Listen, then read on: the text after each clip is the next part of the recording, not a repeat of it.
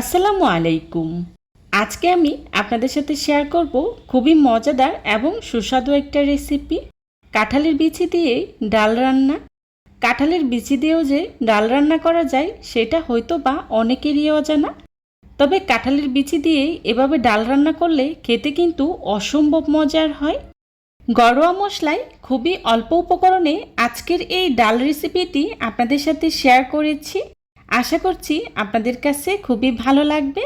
যদি ভালো লেগে থাকে তাহলে অবশ্যই একটি লাইক দিয়ে পুরো ভিডিও জুড়ে আমার পাশেই থাকবেন প্লিজ। আজকের এই মজাদার কাঁঠালের বিচি ডাল রান্না করার জন্য প্রথমে আমি এখানে নিয়েছি কাঁঠালের বিচি। আমি আমার প্রয়োজন অনুযায়ী কাঁঠালের বিচি নিয়েছি, আপনারা আপনাদের প্রয়োজন মতো নিয়ে নেবেন।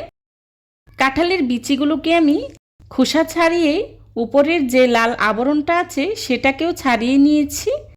আমি যতটুকু সম্ভব উপরের যে লাল আবরণটা আছে সেটাকে ছাড়িয়ে নিয়েছি। এবার চুলায় একটি প্যান বসিয়েই তার মধ্যেই দিয়ে দিচ্ছি কাঁঠালের বিচি। পরিমাণ মতো পানি দিয়েই কাঁঠালের বিচিগুলোকে আমি খুব ভালো করে সিদ্ধ করে নেব। কাঁঠালের বিচিগুলোকে আমি বেশ অনেকটা সময় নিয়েই খুব ভালো করে সিদ্ধ করে নিয়েছি। দেখতেই পাচ্ছেন কাঁঠালের বিচিগুলো কি পরিমাণে সিদ্ধ হয়েছে। এবার চুলা থেকে নামিয়ে নিচ্ছি। চুলা থেকে নামিয়ে কাঁঠালের বিচিগুলোকে আমি খুব ভালো করে ঠান্ডা করে নিয়েছি। এবার একটি ব্লেন্ডার জারে দিয়ে পরিমাণ মতো পানি দিয়ে কাঁঠালের বিচিগুলোকে আমি খুব ভালো করে ব্লেন্ড করে নেব। তবে আপনারা চাইলে পাটায় বেটেও নিতে পারেন। কাঁঠালের বিচিগুলোকে আমি খুব ভালো করে ব্লেন্ড করে নিয়েছি, দেখতেই পাচ্ছেন।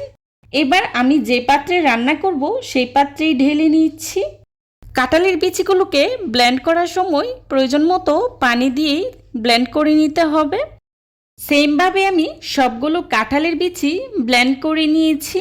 তবে আপনারা চাইলে কিন্তু কাঁঠালের বিচিগুলোকে যদি খুব ভালো করে সিদ্ধ করে নেন তাহলে ডালঘুটনির সাহায্যে অথবা পাটায় বেটেও ম্যাশ করে নিতে পারবেন, আপনাদের যেভাবে সুবিধে মনে হয়।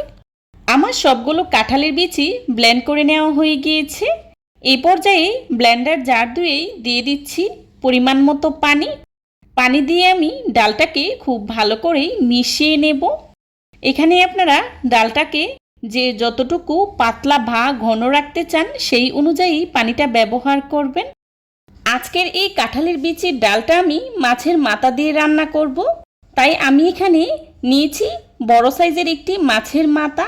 মাথাটাকে আমি দুই ভাগ করে কেটে নিয়েছি, খুব ভালো করে ধুয়ে পরিষ্কার করে নিয়েছি। এবার হাফ চা চামচ হলুদের গুঁড়া, হাফ চা চামচ মরিচের গুঁড়া আর হাফ চা চামচ লবণ দিয়েই খুব ভালো করে মাখিয়ে নেব। আমি ডালটা মাছের মাথা দিয়ে রান্না করছি, তবে আপনারা চাইলে কিন্তু নিরামিষও রান্না করতে পারেন। তবে মাছের মাথা দিয়ে এই ডালটা রান্না করলে এর স্বাদ কিন্তু দ্বিগুণ বেড়ে যায়, এতটাই মজার হয়। মাছের মাথাটাকে আমি খুব ভালো করে মাখিয়ে নিয়েছি। এবার মাছের মাথাটাকে ভেজে নেব। মাছের মাথাটা ভাজার জন্যে চুলায় একটি প্যান বসিয়ে তার মধ্যেই দিয়ে দিচ্ছি রান্না করার রেগুলার তেল 3 টেবিল চামচ। তেলটা হালকা গরম হয়ে আসলেই দিয়ে দিচ্ছি মাছের মাথাগুলো দিয়েই উল্টে পাল্টেই খুব ভালো করে ভেজে নেব। তবে আপনারা চাইলে কিন্তু মাছের মাথাটা না ভেজে কষিয়েও রান্নাটা করতে পারবেন। আমি মাছের মাথাটা ভেজে রান্না করছি যাতে করে মাছের মাথাটা ভেঙে না যায়, আস্ত থাকে। আর মাছের মাথাটা আস্ত থাকলেই আমার কাছে ডালটা খেতে খুবই ভালো লাগে। আমি বেশ অনেকটা সময় নিয়েই মাছের মাথাটাকে খুব ভালো করে ভেজে নিয়েছি, দেখতেই পাচ্ছেন। এবার চুলা থেকে নামিয়ে নিচ্ছি। চুলা থেকে নামিয়ে এক সাইডে রেখে দিচ্ছি। অন্যদিকে আমি যে ডালটা তৈরি করে রেখেছিলাম সেটাকে চুলায় বসিয়ে দিয়েছি।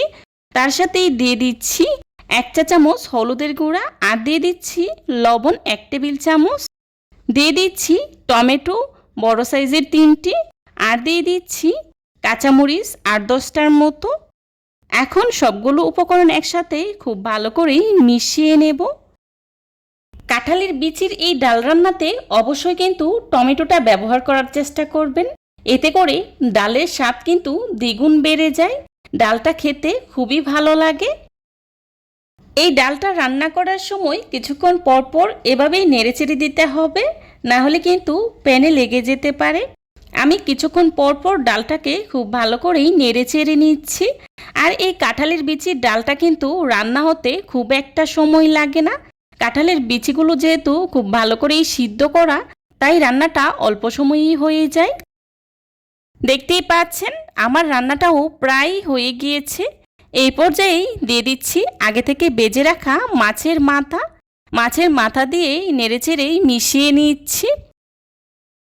এদিকে ডালটা হতে থাক, অন্যদিকে আমরা ডালের জন্য একটি বাগার তৈরি করে নিচ্ছি। তার জন্যে মাছ ভাজা তেলেই দিয়ে দিচ্ছি পেঁয়াজ কুচি, আর দিয়ে দিচ্ছি রসুন কুচি, দিয়ে দিচ্ছি শুকনো মরিচ 3টি। এখন সবগুলো উপকরণ একসাথেই খুব ভালো করেই ভেজে নেব। আমি এখানে মাছ ভাজা তেলটাই ব্যবহার করেছি, আর মাছ ভাজা তেলে বাগার দিলেই ডালটা খেতে খুবই ভালো লাগে।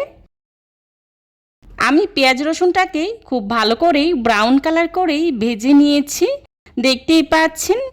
আর বাগারের জন্য পেঁয়াজ রসুনটাকে খুব ভালো করে ব্রাউন কালার করেই ভেজে নিতে হয়। আমার পেঁয়াজ রসুনটা ভাজা হয়ে গিয়েছে। এবার পেঁয়াজ রসুনটাকে আমি ডালের মধ্যেই ঢেলে নিচ্ছি। এখন খুব ভালো করেই নেড়ে মিশিয়ে নিচ্ছি। আমার ডাল রান্নাটা প্রায় হয়ে গিয়েছে। চুলা থেকে নামানোর আগেই দিয়ে দিচ্ছি ফ্রেশ ধনিয়া পাতা কুচি। ধনিয়া পাতা কুচি দিয়েই 1 থেকে 2 মিনিটের মতো রান্না করে চুলা থেকে নামিয়ে নেব। এই পর্যায়ে কিন্তু ডালে ধনিয়া পাতা কুচিটা অবশ্যই ব্যবহার করার চেষ্টা করবেন, এতে করে ধনিয়া পাতার খুব সুন্দর একটা ফ্লেভার পাওয়া যায়। কাঁঠালের বিচির এই ডাল রান্নাটা খেতে কিন্তু অসম্ভব মজার হয়। যারা এখনও খান নাই, অনুরোধ থাকবে একবার হলেও আমার রেসিপিটা ফলো করে এভাবে রান্না করে দেখবেন, তাহলেই বুঝতে পারবেন খেতে কতটা মজার হয়। ব্যাস হয়ে গেল আমার মজাদার কাঁঠালের বিচির ডাল রান্না। এবার চুলা থেকে নামিয়ে নিচ্ছি। চুলা থেকে নামিয়ে একটি সার্ভিং ডিশে সার্ভ করে নিচ্ছি। যারা এতক্ষণ ধৈর্য সহকারে আমার ভিডিওটি দেখেছেন তাদেরকে জানাই অসংখ্য ধন্যবাদ। এই ধরনের সব ঘরোয়া এবং মজার মজার রেসিপি পেতে আমার চ্যানেলটি ভিজিট করেই আসবেন প্লিজ। দেখতে দেখতে আমার আজকের এই রেসিপিটি যদি আপনাদের কাছে ভালো লেগে যায়, তাহলে অবশ্যই লাইক কমেন্ট শেয়ার করতে ভুলবেন না। আপনাদের একটি লাইক এবং একটি কমেন্টস আমাদেরকে নতুন নতুন কন্টেন্ট তৈরি করতে অনেক উৎসাহিত করে। রেসিপি ভালো লাগলে বাসায় একবার হলেও ট্রাই করবেন, আর কেমন হয়েছে আমাকে কমেন্টস করে জানাবেন। এই ধরনের সব ঘরোয়া এবং মজার মজার রেসিপি পেতে আমার চ্যানেলটি ভিজিট করেই আসবেন প্লিজ। আমার পরবর্তী রেসিপি দেখার আমন্ত্রণ জানিয়ে আজকের মতো এখানেই বিদায় নিচ্ছি। সবাই ভালো থাকবেন, সুস্থ থাকবেন। আল্লাহ হাফেজ। আসসালামু আলাইকুম।